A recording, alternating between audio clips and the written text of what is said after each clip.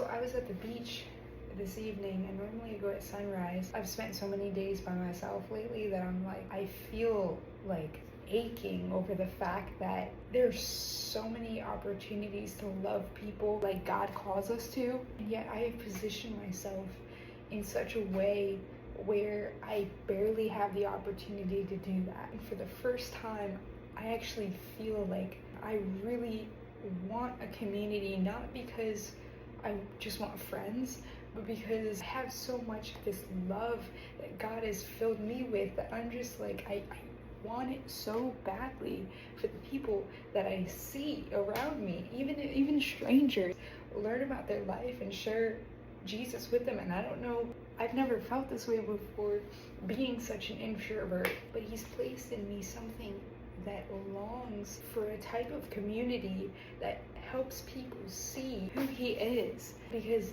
I'm watching Him change my life and just thinking, there are so many people that I have no idea about that.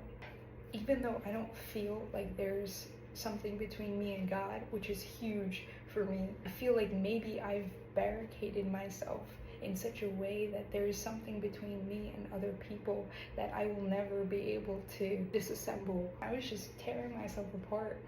And then I read this and I was like, so it says, living as one truly loved and cherished by God is the crossbeam that supports an abundant life in Christ. Belovedness is the center of being, the only real identity, God's only name for you, the only identity He gives you.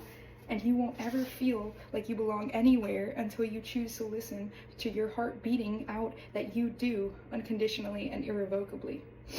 Until you let yourself feel the truth of that, the truth that your heart has always known, because He who made it wrote your name right there.